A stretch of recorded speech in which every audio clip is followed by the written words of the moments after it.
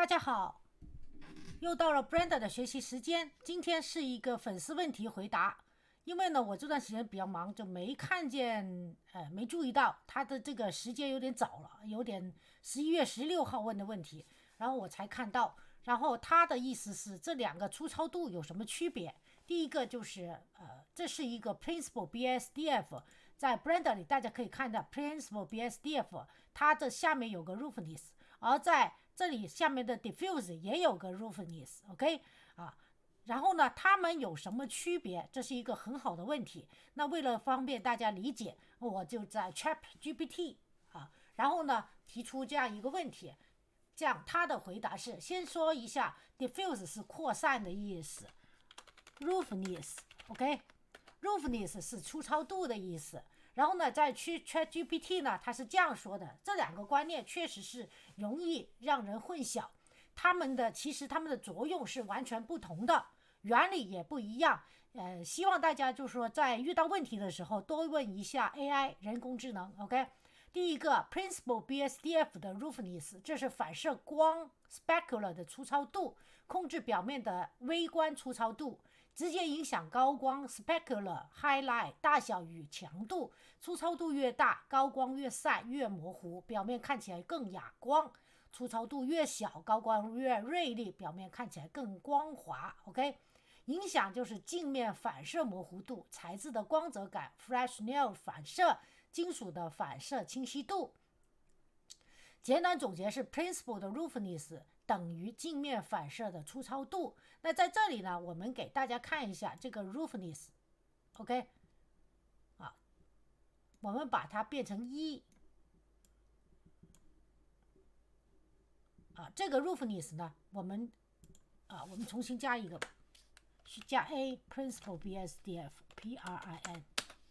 Principal BSDF OK。 然后呢，这个下面这个 roughness diffuse 这个呢我们就不动，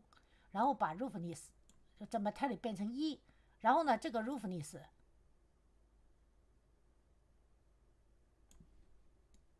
这样来看，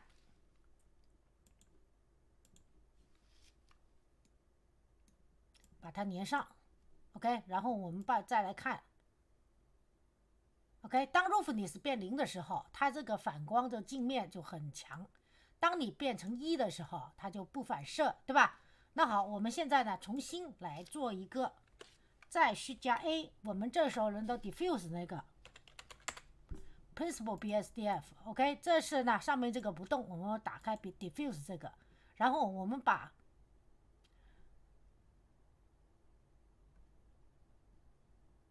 刚才是把这个变成1然后呢我们再来这样看是完全没影响的。然后呢我们再回到diffuse BSDF 的 roughness， 这是慢反射模型的粗糙度 OK。 然后呢效果是当0的时候，普通光慢射反射值越大，慢反射更粗糙柔和，带颗粒感，模拟像混凝土、布料、粉末等材质的慢反射。而这个 diffuse roughness 的慢反射散射的粗糙度不影响高光 OK。 最重要的区别就是 Principal roughness 镜面反射，而 diffuse roughness 是慢反射。这两个一个是高光的锐利模糊材质光泽度，另一个是表面散射的颗粒感粗糙慢反射 OK。 然后呢为什么容易混？是因为 Brenda roughness 这个词被重复用于不同 shade 的。 Principal BSD 是统一控制金属加非金属的粗糙度，而 diffuse 的 BSDF 专门控制 Oren layer 慢反射模型 OK。 Glossy 这个不知道怎么读Glass 也有自己的 roughness， 但是它们每个粗糙度影响光学现象都不一样 OK。 如果你需要快速选择做一般的材质，像木头、金属、塑料、皮革，就用 Principal 的 roughness。 但如果做粉状、布料、混凝土、砂纸、磨砂石头，可以考虑提高 diffuse 的 roughness。 如果做光滑物体、陶瓷、漆面，就关掉